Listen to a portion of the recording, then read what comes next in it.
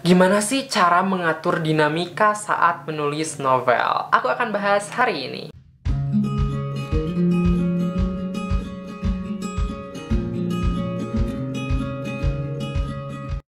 Video ini dipersembahkan oleh penerbit Ujward Media. Mari bergaya dengan karya. Selamat datang di Menjadi Penulis. Sesuai dengan judul, kita akan bahas soal dinamika. Emangnya ini nyanyi ya harus ada dinamika. Ya enggak sih. Cuman aku ngambil ilmu ini kayak, oh iya ya, dinulis pun kayak nyanyi gitu. Kita harus tahu kapan kita harus mengeluarkan suara tebal, suara tipis, harus mengeluarkan falsetto, harus mengeluarkan apalagi whistle voice, harus pakai chest voice, itu kayak gimana gitu. Nah, di menulis pun kita harus pintar juga dalam berdinamika gitu loh. So, kali ini aku akan bahas itu. Pastikan kamu sudah subscribe, like, share, dan komen, dan juga nyalakan notifikasinya. Supaya dinamika ketika menulis novel itu bagus gitu, yang pertama kita harus menulis dalam keadaan mood yang baik. Ya, memang susah sih mengatur mood itu, kayak kalau lagi gak mood banget itu nulis pun gak bisa gitu. Makanya memang ketika mood baik, dinamika kita itu bakalan bisa terjaga gitu. Kita bisa memberikan feeling ketika menulis, kita bisa memberikan semangat kita gitu dengan sangat-sangat besar gitu, tanpa harus merasa gitu, merasa kayak tertekan gitu. Ketika mood baik pun kita bahkan bisa nulis banyak karena memang lagi semangat. Nah, usahakan kita moodnya harus dalam keadaan baik. Kalaupun gak baik, kita harus berusaha untuk bisa mengubah mood buruk kita menjadi mood baik gitu loh. Ini penting banget untuk kelangsungan novel kita, supaya novel kita itu enak dibaca gitu, nggak kaku gitu. Kalau dinamikanya buruk biasanya suka kaku gitu. Kayak misalkan terlalu show, terlalu tell, itu kan kayak kaku juga sebenarnya. Cara yang kedua, kamu bisa menulis novel di lembar-lembar baru.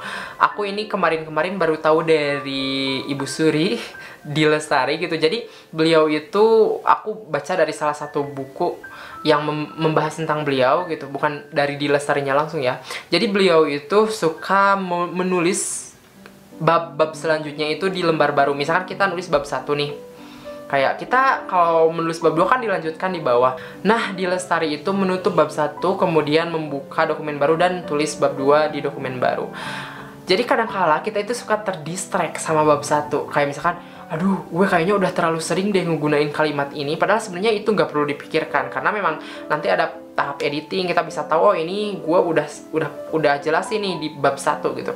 Tapi ketika kita nulis di lembar baru, kita seolah-olah sedang nulis di lembar kosong dan baru pertama kali. Jadi kita itu kayak masih oke gitu loh. Ngerti gak sih maksud aku? Susah juga sih ini dijelasin, tapi intinya ketika kita melihat sesuatu kosong, kita jadi kayak mulai dari pertama lagi. Ketika mulai dari pertama, kita biasanya semangatnya dan adrenalinnya itu biasanya lebih bagus gitu, lebih ke hal positif gitu, ketimbang kita kayak lihat bab 1, lihat bab 2, aduh ini kok gimana ya gitu loh. Jadi lebih kayak gitulah maksud aku. Cara ketiga supaya dinamika kita bagus ketika menulis adalah menulis di tempat baru.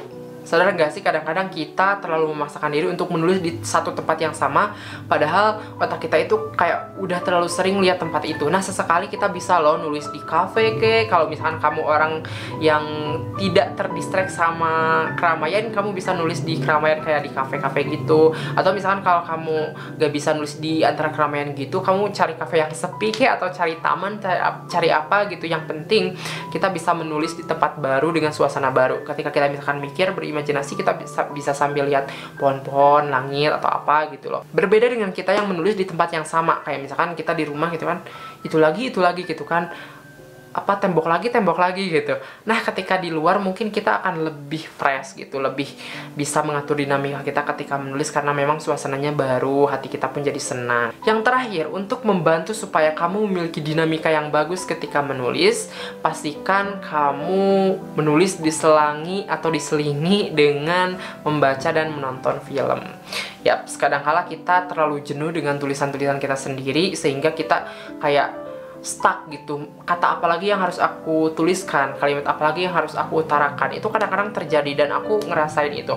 Nah, biasanya aku menyelinginya itu dengan nonton film atau misalkan dengan baca karya orang lain, karena biasanya kita dapat inspirasi dari naskah-naskah mereka, inspirasi dari film gitu. Kadang-kala ketika tidak terpikirkan dalam tulisan kita pun, kita jadi punya ide baru, kita jadi punya, oh ini kata ini harus kita gunakan nih gitu, karena aku baca dari novel ini keren juga gitu loh. Nah itu yang aku maksud, pengaturan dinamika itu sangat penting gitu. Kita harus bisa mengatur emosi kita ketika menulis gitu. Bagaimana kita harus show bagaimana kita harus tell, bagaimana kita harus mengaduk-aduk emosi orang ketika membaca cerita kita melalui dialog yang kita tulis. Nah itu kan kayak bagian dari dinamika gitu. Nah dinamika itu nggak bisa serta-merta kita dapat gitu dengan satu hal yang itu aja gitu, dan aku ngerasain itu. Makanya harus ada variasi-variasi tertentu yang mungkin akan menjadi tips. Syukur-syukur dinamika kamu tetap stabil, tetap oke, meskipun kamu tidak melakukan hal yang aku sebutkan tadi gitu. Nah itu lebih keren gitu. So itu saja teman-teman untuk video kali ini. Terima kasih udah nonton dari awal sampai akhir, dan jangan lupa untuk subscribe serta nyalakan notifikasinya.